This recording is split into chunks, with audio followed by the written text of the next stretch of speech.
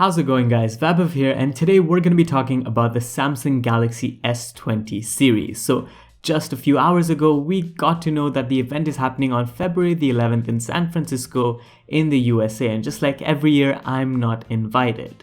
But if you're not invited, smash the like button because you're just like me, and you'll be catching it just like me online via the live stream. But if Samsung wants to change that, I'm open to travel to any other event they have in the upcoming few months. But enough of that sort of mini rant, let's get on with the video. The Galaxy S20 series, as Samsung wants to call it, because it coincides with the year 2020, is going to have three phones according to the rumors. It's going to be the S20, the S20 Plus, and the S20 Ultra. Now, in terms of screen size, that's going to be the biggest differentiating factor between them. I think it's going to range from a 6.1-inch display to a 6.7-inch display on the Ultra. Now, the 6.1-inch display might be a full HD resolution, while the other two might be QHD plus resolution displays.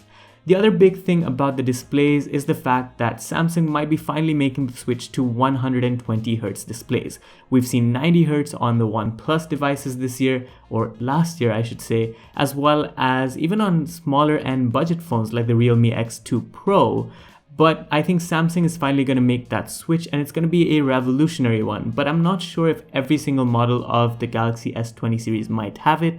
We're probably looking at only the S20 Plus and the S20 Ultra having it, but that's going to be a very, very big upgrade, and according to the One UI leaks we've seen in the past, this is just inevitable. We've had options of switching the refresh rate of displays, and I think it's about time Samsung switches to 120 Hz, because at the end of the day, they make the best displays in the market, and with 120 Hz, it's going to be even better. Now, in terms of the design of the display, I think they're going to be sticking to the Galaxy Note 10, Note 10 Plus style with the sort of punch holes right in the center of the device, because I think that works the best. I didn't like the S10 Plus's sort of side double front camera display thing. That was just a bit weird, although the double camera did make a huge difference in terms of quality of selfies, especially when taking portraits. So maybe Samsung might be able to incorporate that technology into the single lens camera. Now, in terms of the actual specifications of these devices, I think it's going to be pretty similar all throughout. It's going to be the Snapdragon 865 processor for the USA variants, which is octa-core, or the Exynos 990, which is a Samsung in-house processor for every single international variant of the S20 series. Performance is about going to be the same. Maybe the Snapdragon 865 might edge it just like it does every year, but the crucial thing is this time around, the chip also supports 5G, and I'm not sure how Samsung's going to be marketing that and whether or not every single phone in the series might support 5G. On to the next big thing for Samsung this year, it's going to be the camera. We've had numerous leaks about the camera, and I'm just going to be focusing on the S20 Ultra in this case because I think it will have the best camera on the market, probably the best camera ever made, period, by any manufacturer. So it's rumored to be a 108 megapixel sensor.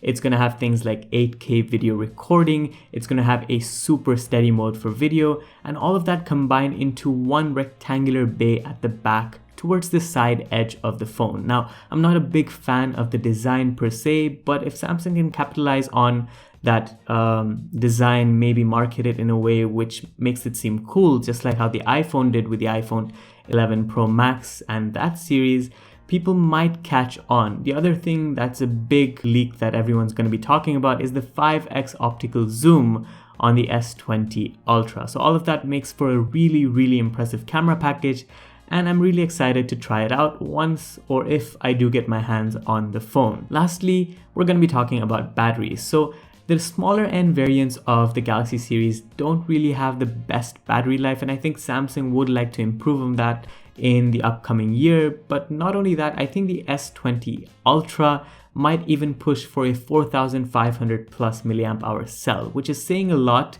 But I think the one crucial change over the Note 10 and the Note 10 Plus will be the fact that this time the 45-watt charger will be included in the box, and I think that's a big thing for Samsung, and if Samsung is able to do that, I think it would be an incredible move, and it would sort of be catching up with the competition because OnePlus ships its 50-watt charger out of the box, and Oppo ships its 50-watt charger out of the box. Huawei ships its 40-watt charger out of the box. So I think that would make for a good leveler. And yeah, I think with that, I've sort of covered everything you'd want to know about the phone: the 120Hz display, the battery, the cameras, the design with the rectangular bay and the front notch, the singular notch. And yeah, that's about it. We're also going to be seeing the Galaxy Fold 2 at the same Unpacked event.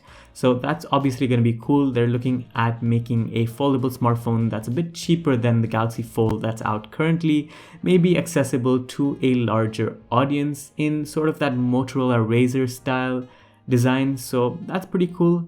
We're going to be looking forward to that as well. But that's all for this video. Let me know what you guys think about it down in the comments. I hope you found it informative. And yeah, subscribe for more. I'll see you in the next one. Adios.